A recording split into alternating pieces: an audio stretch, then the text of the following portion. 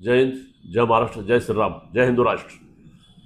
नाशिकमध्ये अशोक खरात कॅप्टन या नावाने ओळखल्या जाणाऱ्या ज्या इस्माने, ज्या भोंदूबाबाने महिलांच्या बाबतीत अपमानास्पद आणि लज्जास्पद बाबी घडून आणलेल्या आहेत. महिलांना शोषण केलेलं आहे. महिलांचे शोषण झाल्यानंतर त्यांना गुंगीचे औषध देऊन अनैतिक प्रकार त्याने घडवलेले आहेत. हे समाजाला हितकारक नसून अशा बाबांना जेलमध्ये घालणं ही शासनाची जबाबदारी आहे. आज शासन जे काम करत आहेत, गृह खात्याचे काम करत आहे, गृह खात्याचे मुख्यमंत्री आदरणीय महाराष्ट्राचं नेतृत्व करणारे देवेंद्रजी फडणवीस आहेत. त्यांनी हे सगळं प्रकरण माहीत झाल्यानंतर पूर्ण पुरावे ताब्यात घेतल्यानंतर ह्या बाबाला अटक केलेली आहे. कारण अशा प्रवृत्तीला सन्मान्य आदरणीय देवेंद्रजी फडणवीस कधी थारा देणार नाहीत. आणि अशा प्रवृत्तीचा 1 वर्षापूर्वीच पर्दाफाश हा दत्ताजी खेमनार दैनिक खबरदारचे संपादक यांनी उघडकीस आणण्याचा प्रयत्न केला होता. परंतु त्यांचा आवाज दाबण्याचा प्रयत्न ह्या बाबाच्या कार्यकर्त्यांनी केला होता.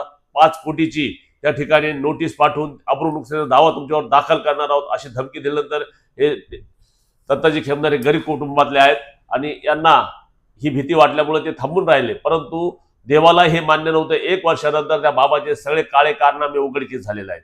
आणि अशा बाबाला रस्त्यावर उघडकीस झाल्यानंतर फिरणंही मुश्किल झालेलं आहे. तो आज जेलमध्ये आहे. परंतु दत्ताजी खेमनार यांनी हा 1 वर्षापूर्वी केलेला प्रयत्न हा यशस्वी झालेला आहे आणि आज त्या दत्ताजी खेमनारांच्या जीविताला धोका निर्माण झालेला आहे. दत्ताजी खेमनार यांनी याही पूर्वी लव जिहादची प्रकरणं बरीचशी उघडकीस आणलेली आहेत आणि श्रीरामपूर शहरामध्ये संपूर्ण जिल्ह्यामध्ये महाराष्ट्रामध्ये त्यांनी हा सन्माननीय आमचे हिंदूंचे रक्षक सागरजी बेग यांना त्यांच्याबरोबर राहून हिंदूंना न्याय मिळवून देण्याचा प्रयत्न केला. म्हणून दत्ताजी खेमनारांच्या जीविताला धोका निर्माण झालेला आहे आणि दत्ताजी खेमनारांना आज पोलीस बंदोबस्त, पोलीस संरक्षण मिळावं हीच आमची अपेक्षा आहे. काही करता त्यांच्या जीवितास काही झाल्यास याला सर्वशी जबाबदारी गृह खात्याची महाराष्ट्र शासनाची असणार आहेत. म्हणून लवकरात लवकर दत्ताजी खेमनार यांना त्या ठिकाणी संरक्षण देऊन त्या ठिकाणी त्यांचा बंदोबस्त वाढावा. त्यांच्या जीविताला काही धोका झाल्यास सर्वशी जबाबदारी महाराष्ट्र शासनाची असणार आहेत.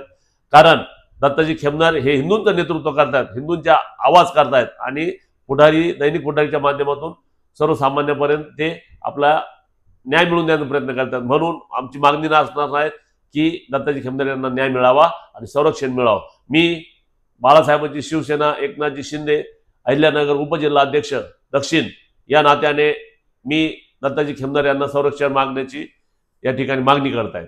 जय हिंद, जय महाराष्ट्र, जय हिंदू राष्ट्र. काय आपण आज दत्ता खेमनार आहे त्यांच्या संरक्षणासाठी काय मागणी कराल? कारण त्यांनी मोठा असं काही प्रकरण उघड केलं.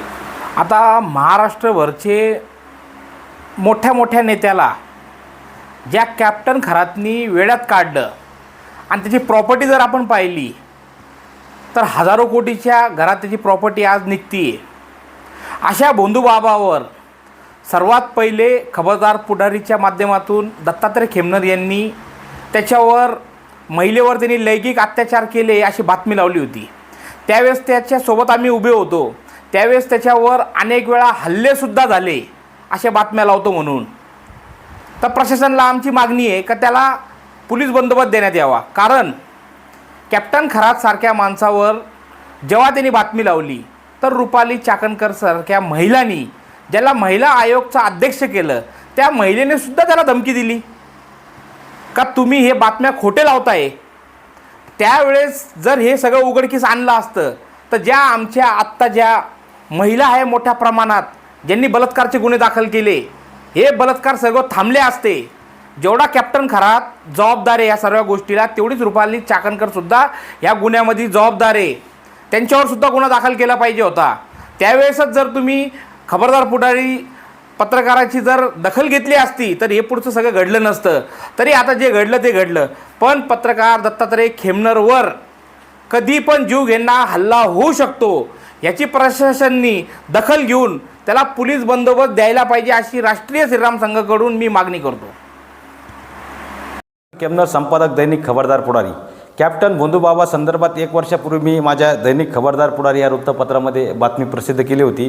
त्याच बातमीच्या अनुषंगाने काल आपण बघितलं असेल का कॅप्टन भोंदूबाबावरती जो गुन्हा दाखल झालेला आहे अत्याचाराचा, त्यामध्ये तो जेलमध्ये आहे आणि त्या प्रकरणामध्ये माझ्यावरती खऱ्या अर्थानं मी बातमी छापली म्हणून आयोगाच्या अध्यक्षांनी मला पत्र पाठवणे किंवा मला फोन करणे, कशा प्रकारचा दबाव त्या ठिकाणी टाकला होता.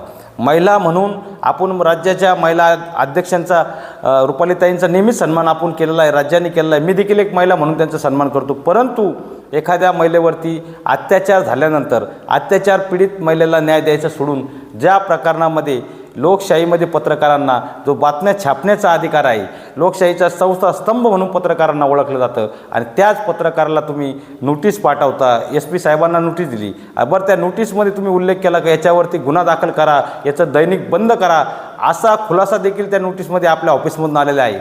आणि काल रुपाली चाकणकर ताईंचा महाराष्ट्र राज्याचे कर्तव्यदक्ष मुख्यमंत्री देवेंद्र फडणवीस साहेब, जे की फडणवीस साहेबांना मी माझ्या प्रत्येक चॅनलच्या बाईटमध्ये त्यांना हात जोडून विनंती केलेली होती का कृपया करून आपण महाराष्ट्र राज्याच्या मुख्यमंत्री आहात, कर्तव्यदक्ष मुख्यमंत्री म्हणून आपलं नाव आहे, आणि महाराष्ट्राच्या लाडक्या बहिणींना देवाभाऊंकडून ही अपेक्षा होती की या राज्याच्या महिला आयोगाच्या अध्यक्ष आहे यांचा राजीनामा झाला पाहिजे.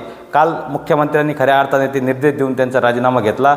मी सर्वप्रथम महाराष्ट्रातील सर्व पत्रकारांच्या वतीने, महाराष्ट्राच्या सर्व लाडक्या बहिणीच्या वतीने महाराष्ट्र राज्याचे मुख्यमंत्री देवेंद्र फडणवीस साहेब यांना मनापासून धन्यवाद देतो. आणि काल खऱ्या अर्थानं लोकशाहीचा विजय झालेला आहे. एखाद्या पत्रकाराने एखाद्या मुद्द्याला हात घातला आणि तो मुद्दा तडीत जातो, आणि 1 वर्षानंतर त्या मुद्द्यामध्ये एक महिला समोर येते, आणि समोर आल्यानंतर त्या महिलेने त्या ठिकाणी 376 सारखा गंभीर गुन्हा त्या कॅप्टन खरातवरती दाखल केला. आणि कॅप्टन खरातच्या कारनाम्याचे सर्व व्हिडिओ आपण माध्यमाच्या मार्फत बघत आहे.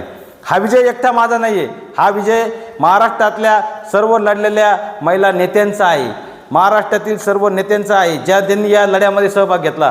पण यामध्ये सर्वात जास्त भूमिका ज्यांनी बजावली असेल तर महाराष्ट्रातील माझे सर्व मीडियाचे बांधव, इलेक्ट्रॉनिक मीडिया असेल, प्रिंट मीडिया असेल, माझ्या सर्व पत्रकारांचे मी मनापासून धन्यवाद देतो. कारण आपण सर्वांनी खऱ्या अर्थाने एका पत्रकारावरती अन्याय झालेला आहे, आणि आपल्या पत्रकारांनी सर्व अंगावरती घेऊन या प्रकरणात हात घातला, आणि त्याच पत्रकाराला आयोगाकडून कॅप्टन खराताकडून दबाव आणण्याचं काम, काबरू नुकसानीच्या नोटिसा टाकण्याचं काम झालं.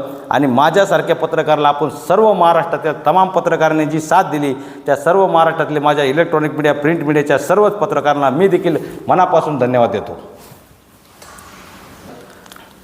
आपण मला सर्वांनी आपल्या मीडियाच्या मार्फत राज्यामध्ये जी घटना घडली ती घटना मी आपल्यासमोर धाडसाने मांडण्याचं काम केलं.